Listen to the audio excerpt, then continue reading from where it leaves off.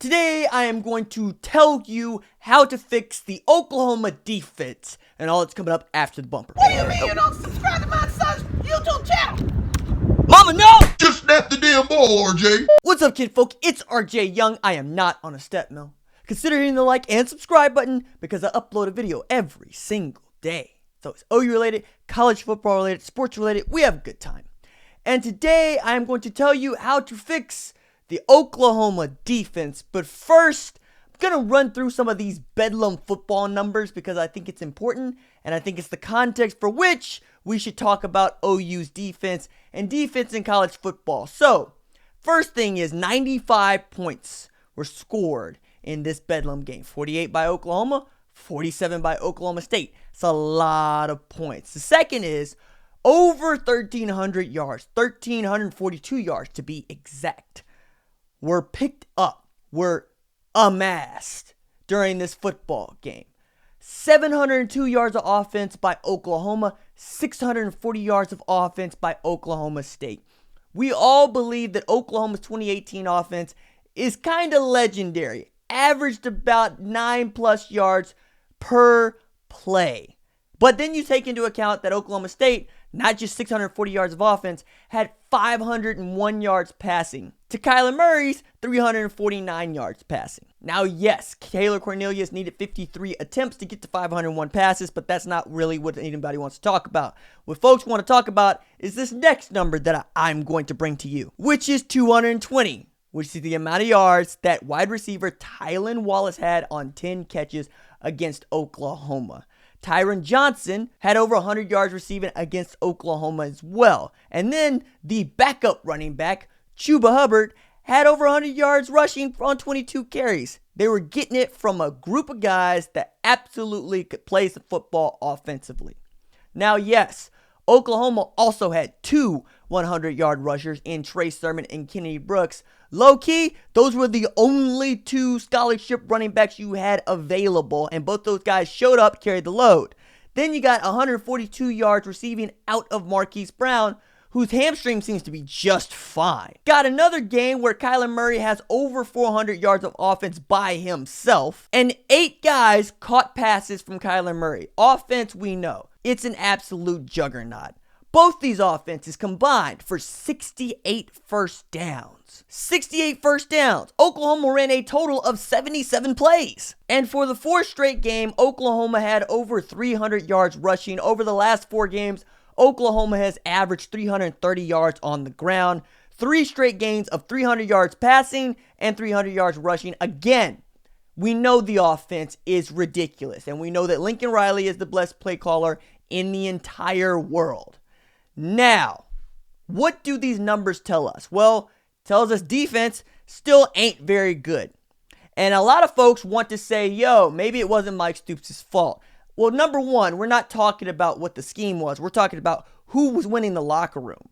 And you're talking about a guy who had lost the respect and or trust of the fellas that he's supposed to coach. So it doesn't matter how much football you know or don't know. If the folks that are supposed to work for you, and let's keep it real, the defensive players work for Mike Stoops, don't believe in you, it doesn't matter. You're done. Now, I understand there's a lot of folks that don't like Ruffin McNeil's approach. They don't like a guy who wants to treat the kids like they're kids, like they have fragile egos, and like it takes a lot of confidence to play defense, let alone college football at this level. Folks want to call the defense soft. Folks want to call the defense out of shape. Folks want to say that the defense misses assignments and undisciplined. Folks want to point to the defensive line and say, yo, they don't get any pressure. Point to the linebackers and say they miss tackles. Point to the secondary and say they get torched.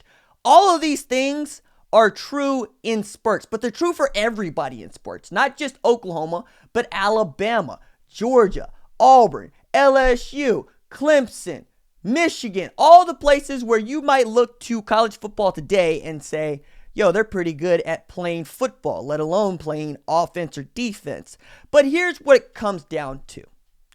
It's about recruiting. And it's not just having 5-star recruits or even 4-star recruits. It's about having recruits that push each other. Iron sharpens iron is true in college football. Having depth on your defense means that you have good facing good more often than not, and folks have to get better. Now, that said, You would think that the defensive backs, the secondary, which is the thing that most seems to be under the knife as we go forward into the rest of this season, would be better because they face two of the best wide receivers in the country every day in CeeDee Lamb and Marquise Brown. They face enormous wide receivers in Lee Morris and Grant Calcaterra. They face not just one of the best offensive lines in the country, but two guys on the offensive line that are being pegged as first-round draft picks, and they face the best player in all of college football in Kyler Murray at quarterback. So what is the disconnect there? Why does it not work? Well, it's quite simple, and it's a thing that a lot of folks don't want to hear. It's not Kerry Cooks, it's not Ruffin McNeil, it's not even Tim Kish, it's not Calvin Thibodeau. It is simply talent. When you look at Tylan Wallace against Oklahoma defensive backs, you see a more talented wide receiver than you see a corner or safety. When you look at Hakeem Butler at Iowa State, you could say the same. When you look at Colin Johnson and LJ Humphrey at Texas, you can say the same. When you look at Texas Tech's Antoine Wesley and TJ Vasher, you can say the same. When you look at Jalen Hurd and Denzel Mims at Baylor, you can say the same. The game is skewed toward offenses. We know this. So how does Alabama and Clemson and Georgia compete? They simply go out recruit other folks on defense. Alabama didn't get to be Alabama yesterday. Nick Saban had a plan, and it's a plan that has been in place for 10 years. Alabama has a 10-year start on anybody that fires or loses their head coach. It's one of the reasons that Oklahoma was not just nationally relevant, but competing for titles, because Bob Stoops was the head coach for 18 years. Continuity, not just at the head coaching position, but Cale Gundy was here forever. Josh Heupel was made to leave. You had fellas that were raised in the system that called the offense, and you had a guy that was raised in the system in Brent Venables calling the defense, and then you thought by bringing in Mike Stoops years later that you could rekindle some of the same thing, but that's not how this works. And it's not as simple as rotating in and out defensive backs or rotating in and out players because you don't like them or you don't like the way they're playing. Relationships are important. You have to get to know these kids. You have to get to know their parents. The coaching staff at Oklahoma gets years to know a kid. The ones that they offer and the ones that commit and the ones that sign. It is not as simple as flipping a switch and taking a kid out.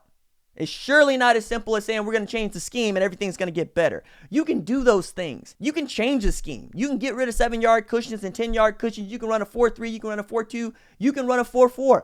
But if you don't have players, if you are not forming relationships with guys that you identify early are very, very good at playing the game of football, particularly on the defensive side, yeah, you're probably not going to be that good.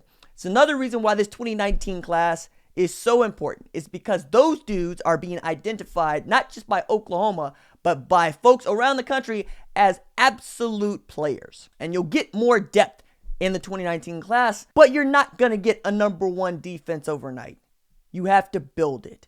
And if Ruffin McNeil is not defensive coordinator, you're going to have to build it with a new guy at defensive coordinator, and you're going to set that process back. The problem with Mike Stoops was he had been using the same formula for 5 years, and it had not worked. You got inconsistency at best. You got flashes of great defense, and you got too many instances of absolute bedlam. To make this full circle, you can have days where you shut down TCU and you shut down Kansas State, and then you can have days where you get absolutely torched by Texas Tech and Oklahoma State, and your offense has to bail you out. But if you want a more consistent defense, you're going to have to recruit to it. You're going to have to be better at talent evaluation. And quite frankly, you're going to have to get cornerbacks that are better than any wide receivers you're going to see in the Big 12. All right, that's it for me. Deuces.